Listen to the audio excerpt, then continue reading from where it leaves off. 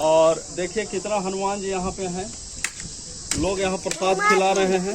हमारे प्रसाद को तो हनुमान जी लेकर चले गए।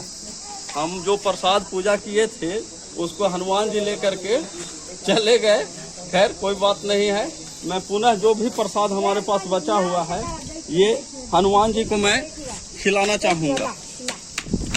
तो हनुमान जी इधर लीजिए।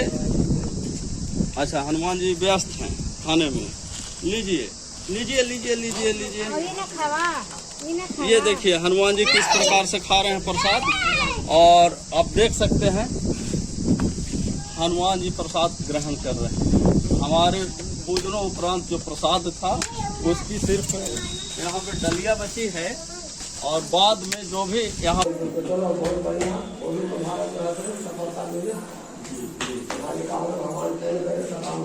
आप बाबा थोड़ा सा बता दीजिए क्या इतिहास है, क्योंकि आप भी आज पूजन रविवार दिन है, भीड़ है, तो साथ संक्षेप में आप जरूर बताएं। बिल्कुल सही बात है। जैसे पहले का मतलब हुआ कि ये जो आप मंदिर में जो आप जो होते हैं, भगवान भास्कर की प्रतिमा है सामने जी, बगल में गणेश जी हैं जी, और बगल में जो है शंकर जी हैं जी। कहने का मतलब है कि गणेशम शंकरम सूर्य।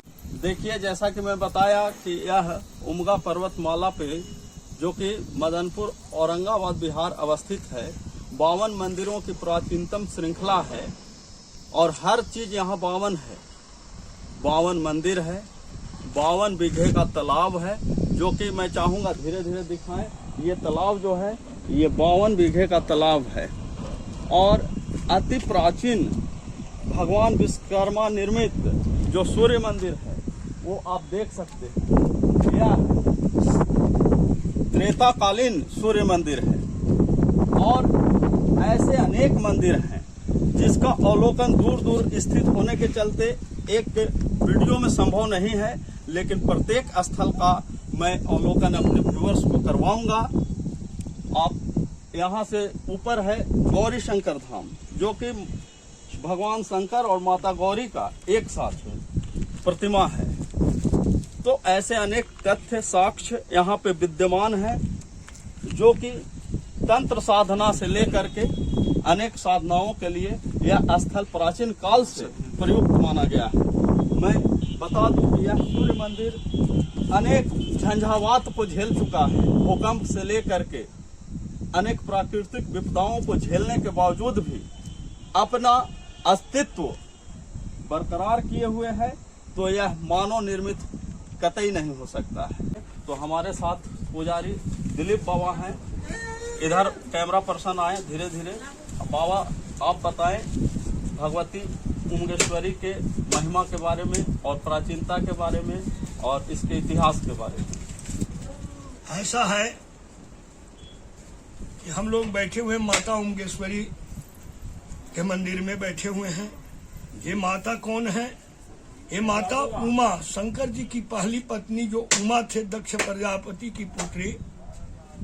ये उमा गई तो उमगा इस जगह का नाम पड़ा। माता उमा शंकर जी को पाने के लिए इस पर्वत के ऊपर 64 वर्ष बेल का पत्ता खा करके वो तपस्या किए थे कि शंकर जी मेरे पति बनने। उमा ये चाहते थे कि शंकर जी उनके पति बन जाए, तो उन्होंने तपस्या किया, जिसके प्रभाव से शंकर जी का आसन जगमगा गया, और शंकर जी आकर के यहाँ उमा से शादी किए। मैं अपने जितने भी व्यूअर्स हैं देश की माटी चैनल के, सबों को रोचक तथ्यों और जानकारियों से अवगत करवाता हूँ। मैं जहाँ भी जाता हूँ, चाहे वह धार्मिक स्थल हो या पर्यटक स्थल हो, पर्यटक स्थल हो, हर स्थलों से आप लोगों को मैं रूबरू करवाता हूँ। देखिए आज रविवार दिन है और मई का महीना है, वैशाख मास हिंदी माह से है। मैं अभी जिस स्थल पे हूँ यह 52 मंदिरों की श्रृंखला के रूप में विख्यात है, उमगा धाम है। यहाँ 52 बीघे का तालाब है, उसका अवलोकन मैं बाद में करवाऊंगा।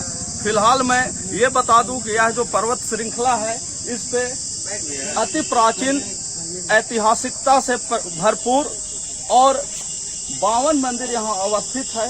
मैं अभी प्रथम मंदिर का दर्शन करूंगा, आगे फिर मैं आप लोगों का अवलोकन करवाऊंगा। यह सूर्य भगवान का मंदिर है और आज दिन रविवार है, इसलिए आप लोग एक बार प्रेम से बोलिए ओम घृण सूर्याय नमः। धन्यवाद। नमस्कार, मैं राणा आशुतोष। इस प्रकार से बताया कि यह उमगा पर्वतमाला 52 मंदिरों की श्रृंखला है। इसमें अभी जिस मंदिर में मैं हूँ, यह जगत जननी भगवती का स्वरूप माँ उमेश्वरी का मंदिर है। यहाँ दर्शनों उपरांत मैं यहाँ के स्थानीय जो पुजारी हैं उनसे आपकी वार्ता करवाऊंगा। इस स्थल के महत्ता एवं प्राचीनता के संदर्भ में मैं चाहूंगा कि वो कुछ बताएं और जितने भी हमारे देश की माटी चैनल के व्यूअर्स हैं वह इस स्थल से अवगत हों, आए, दर्शन करें और माँ का आशीर्वाद प्राप्त करें। तो हमारे साथ पुजारी दिलीप बाबा हैं, इधर कैमरा पर्सन आए धीरे धीरे। बाबा आप बताएं भगवती उमगेश्वरी के महिमा के बारे में और प्राचीनता के बारे में और इसके इतिहास के बारे में। ऐसा है कि हम लोग बैठे हुए माता उमगेश्वरी के मंदिर में बैठे हुए हैं। ये माता कौन है? ये माता उमा, शंकर जी की पहली पत्नी जो उमा थे, दक्ष प्रजापति की पुत्री। ये उमा गई तो उमगा इस जगह का नाम पड़ा। माता उमा शंकर जी को पाने के लिए इस पर्वत के ऊपर 64 वर्ष बेल का पत्ता खा करके वो तपस्या किए थे कि शंकर जी मेरे पति बनने। उमा ये चाहते थे कि शंकर जी उनके पति बन जाए, तो उन्होंने तपस्या किया, जिसके प्रभाव से शंकर जी का आसन जगमगा गया और शंकर जी आकर के यहाँ उमा से शादी किए। शादी का स्थल आगे देखेंगे जलकुंड है, आप उस जलकुंड का देखेंगे कि वह शंख में पानी है। बाबा ऐसा है कि इस पर्वत श्रृंखला पे प्राचीन 52 मंदिर है और नीचे जो उमगा गढ़ है वो भी 52 बीघे में है, तालाब भी 52 बीघे का है। तो बाबा क्या आप बोल रहे हैं? फुल के कैमरा पे बोलिए। उमगेश्वरी माता जो यहाँ विराजमान है, जो यहाँ मूर्ति है, वह भी 52 उंगुल का ही है। 52 उंगुल का है। यहाँ तो 52 का महत्व है। तो 52 का क्या कुछ विशेष? 52 का महत्व इसलिए 52 का महत्व इसलिए है कि 51 हम लोग जहाँ तक जानकारी है उसमें हम लोगों ने जाना है कि 51 शक्ति पीठ हैं जो माँ भगवती सती का जो अंग का विभाजन किया गया था भगवान विष्णु के द्वारा, तो 51 शक्ति पीठ बना है उससे। और यह जो उमगा पर्वत है, आप जहाँ भी जाएंगे वहाँ आपको ऐसा अनुभव होगा यह एक तपस्या का जगह है। बिल्कुल, क्योंकि जहाँ भी आप देखें माता उमगेश्वरी के पास में भी एकदम गुफा टाइप के है, वहाँ पे बैठे हुए हैं, विराजमान है माँ भगवती। आप ऊपर में जाएंगे गौरी शंकर बाबा हैं, वह भी गुफा में है। तो कहीं ना कहीं मेरा ये मानना है और लोगों का भी पूर्वज से मानना ये सुनते आ रहे हैं कि यह एक साधना स्थल है। यहाँ साधना करने से सर्वप्रथम अपना नाम बताएं। आप बहुत अच्छा जानकारी दिए। मेरा नाम ज्योतिष कुमार पाठक है और मैं यहाँ इस स्थल का पुजारी हूँ जी। तो बाबा एक चीज और मैं जानना चाहूँगा कि 52 मंदिरों की श्रृंखला में अधिकांश मंदिर जो अब टूटे फूटे अवस्था में आ गए हैं, जो कि मानव निर्मित मंदिर नहीं है, तो क्या कालांतर में आज से कुछ वर्ष पूर्व आताताइयों के द्वारा इसे ध्वस्त करने का कुचित प्रयास किया गया है? तो इसके सौंदर्यीकरण के लिए क्या अभी और आवश्यकता है या पूर्व के वर्षों से विगत दशक से 10 वर्ष पीछे से अभी तक कुछ परिवर्तन यहाँ विकास का हुआ है? माता रानी की आशीर्वाद से, माता रानी की कृपा से कुछ न कुछ यहाँ पे विकास चलता ही आ रहा है। लोग श्रद्धालु भक्तगण अपनी सहयोग से, अपनी राशि से, कुछ सरकार के द्वारा भी, यहाँ डीएम के द्वारा भी कुछ कुछ कार्यक्रम होते हैं। एक चीज होता क्या है कि यहाँ जैसे इस बार हुआ कि उमगा महोत्सव जो होता है माता उमगेश्वरी के नाम पे, तो उनमें जो गायक लोग आते हैं और जो भी प्रोग्राम देने यहाँ पे आते हैं, उसमें से इस बार ने डीएम साहब के द्वारा उसमें से कुछ पैसे का राशि का कटावट करके विकास के लिए लगाया गया है। वैसे ही सुनहरा कदम वैसे ही अगर धीरे धीरे हर एक साल अगर हो तो मुझे लगता है कि कुछ दिनों में यह ऐसे तो संभव हो सकता है। पर्यटक क्षेत्र के रूप में विकसित हो ही गया है। रोपवे वगैरह का भी निर्माण, जैसा कि गौरी शंकर धाम से लेकर नीचे स्थल तक उमगा द्वार तक होगा, तो आने वाला भविष्य स्वर्णिम है इस स्थल का। एक वो दौर भी मैं देखा हूँ, यहाँ श्रद्धालुओं की भीड़ है, इसलिए मैं क्षमा चाहूंगा अपने व्यूअर्स को, यदि सुनने में कोई परेशानी हो तो ध्यान से जरूर सुनिएगा। मैं उस दौर को भी देखा हूँ जब चढ़ने के लिए मार्ग नहीं था, हम लोग चट्टान और झाड़ियों के बीच से चढ़ के भगवती का पूजन करते थे। लेकिन आज समय बदल चुका है, काफी बदलाव नजर आ रहा है, तो मैं चाहूंगा कि और भी बदलाव तीव्र गति से हो, और यह नीचे भी विवाह मंडप वगैरह अनेक विकास की योजनाएं जो कि हम लोग कल्पना भी नहीं किए थे, वो धीरे धीरे हो रही है। लेकिन विकास तीव्र हो, इसी आशा और विश्वास के साथ मैं सम्मानित छायाकार से एक आग्रह करूंगा कि आप धीरे धीरे भगवती का उधर से अवलोकन करवाएं, क्योंकि जो प्रोटोकॉल है, नियमावली है मंदिर का, इसमें अंदर से कुछ नहीं कर सकते हैं, तो बाहर से कम भक्तजनों के भीड़ को आप दिखाएं, धीरे धीरे बाहर जाएं और भगवती के प्रांगण को आप गोले गोले दिखा करके और फिर यहाँ आ जाइए। पुनः धीरे धीरे दिखाइए। देखिए कितना आज रविवार तिथि है, रविवार दिन है, बैसाख शुक्ल पक्ष है ना बाबा, एकादशी तिथि है। आप देख सकते हैं कि कितना यहाँ पे मनोरम दृश्य है। अभी 43 डिग्री के तापमान में भी मैया के आंचल में कितना हम लोग सुकून महसूस कर रहे हैं, इसकी व्याख्या शब्दों में नहीं कर सकते हैं। अब ऐसा प्रतीत हो रहा है कि नीचे जाने की इच्छा नहीं हो रही है। यही माँ की महिमा है। माता रानी का एक और महिमा ये है कि यहाँ आने वाले श्रद्धालु भक्तगण जो होते हैं, वो 90% ऐसे होते हैं जो अचानक आते हैं, जिनकी कोई कल्पना नहीं रहती कि मुझे उमगेश्वरी माता के पास में जाना है, माता रानी का दर्शन करना है या उमगा जाना है, ऐसा कोई उनका प्लान नहीं रहता, वो अचानक ही यहाँ पे आ जाते हैं। तो ये इनकी महिमा है। अभी कुछ दिन पहले मनोज तिवारी जी आए थे, यहाँ पे प्रोग्राम दिए थे उमगा महोत्सव में। तो उन्होंने प्रोग्राम दिया और चले गए पटना। वो दोबारा उनको सुबह में आना पड़ा पहाड़ पे माता रानी को दर्शन करने के लिए। जब तक मैया का बुलाहटा नहीं होता है, कोई नहीं आता है। और मनोज तिवारी जी जब से आए हैं, इस जगह पे और भी आयोजन होने लगा, जैसा कि सरकारी स्तर पे उमगा महोत्सव वगैरह हुआ है। बिल्कुल। और बहुत अच्छा लगा। मैं यहाँ उपस्थित जितने भी भक्त हैं, सबसे चाहूंगा कि गगन भेदरी जय घोष माँ का लग जाए एक बार। बोले उमगेश्वरी माता की, दंड भैरव के, शंकर भगवान के। ओम नमः पार्वती पतये हर सर्वे भवन्तु सुखिनः, सर्वे सन्तु निरामया, सर्वे भद्राणि पश्यन्तु, मा कश्चित् दुःखभाग् भवेत्। हरि ओम शान्ति शान्ति शान्ति, सर्वारिष्ट शान्तिर्भवतु।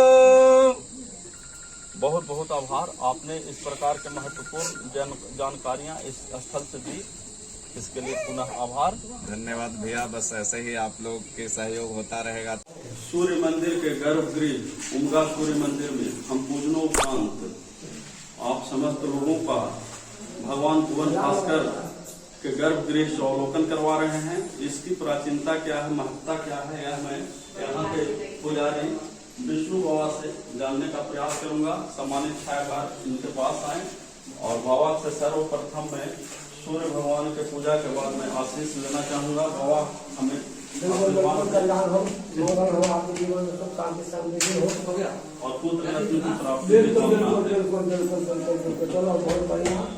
भारत सफलता मिले, हमारी कामना भगवान पूर्ण करे, सदा मंगल हो तुम्हारा। आप बाबा थोड़ा सा बता दीजिए क्या इतिहास है, क्योंकि आप भी आज पूजन रविवार दिन है, भीड़ है। बिल्कुल बिल्कुल तो साथ संक्षेप में आप जरूर बताएं। बिल्कुल बिल्कुल सही बात है। जैसे पहले का मतलब हुआ कि ये जो आप मंदिर में जो गणपति में आप जो रुके हुए हैं, ये भगवान भास्कर की प्रतिमा है सामने जी, बगल में गणेश जी हैं जी, और बगल में जो है सो शंकर जी हैं। जी। कहने का मतलब है कि गणेशम शंकरम सूर्यम, गणेश और शंकर और सूर्य का जो है प्रतिमा यहाँ पर स्थापित की गई है। जी। पूर्व काल में यह जगन्नाथ जी का मंदिर हुआ करता था। मुगलों के शासक में जो है सूर्य जगन्नाथ जी की प्रतिमा जो है नष्ट भ्रष्ट हो गए। इसके बाद महाराजा भगवान जो मेरठ से आए हैं और उस मंदिर को खाली देखे, और मंदिर को खाली देखने के बाद सूर्यवंशी राजा थे जी, तो उन्होंने प्रतिज्ञा किया कि इस मंदिर को खाली क्यों रखा जाए। हाँ, तो उन्होंने ही इस मंदिर में सूर्य भगवान की प्रतिमा को स्थापित किया है जी। और स्थापित करने से तब से ही सूर्य भगवान के मंदिर से ये विख्यात है। अच्छा, इसकी प्राचीनता कितनी प्राचीन है यह मंदिर? बहुत पुराना मंदिर क्या है। द्वापर कालीन ये त्रेता में राजा एक के द्वारा बनाया हुआ मंदिर है ये जी। और इसकी लगभग आयु 8 लाख वर्ष हो चुकी है। क्या देव देवकुंड का तीनों जो किंवदंती है या वास्तविकता है? भगवान किंवदंती है, इसलिए किस मंदिर को बनने में 7 साल का समय लगा है। जी, जी। और ऐसे लोग कहते हैं कि देव देवकुंड और उनका तीनों एक रात में बना है, वो एक किंवदंती है, ऐसा है नहीं। तो बाबा जिस प्रकार से यह अपनी प्राचीन शिला को जिस प्रकार से स्थापित यह मंदिर, इस मंदिर का निर्माण किया गया है, क्या वर्तमान में मानव निर्मित तो यह हो नहीं सकता है? बिल्कुल हो सकता है, इसलिए हो सकता है। जी, जी। कि आप तो महाभारत का युद्ध सुने होंगे, जी, जी। तो बताइए कि महाभारत के जो भीम थे उनको कितनी शक्ति थी? जी, जी, 10,000 हाथी का बल उनके था। जी।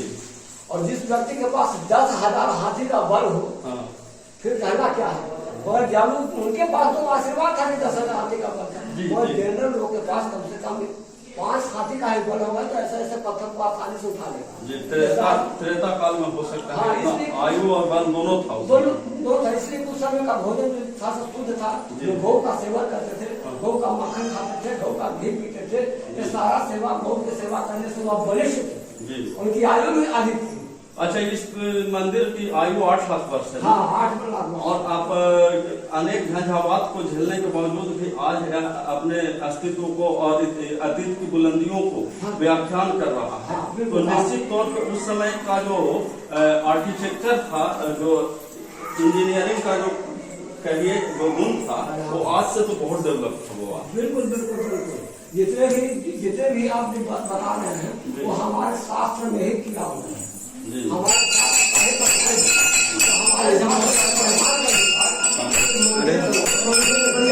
सदिया में निकाल एक यंत्र पर हाँ जंत्र पर और जब जंत्र स्थापित है तो इस मंदिर को कोई बिगाड़ नहीं सकता है। चलिए, बहुत अच्छा बाबा। मैं फिर जब आप इत्मीनान रहेंगे तो इस मंदिर के अनेक विषयों को मैं रहूंगा। तब तक ओम घृण सूर्याय नमः के साथ सबों का सादर नमस्कार करते हुए वंदन अभिनंदन।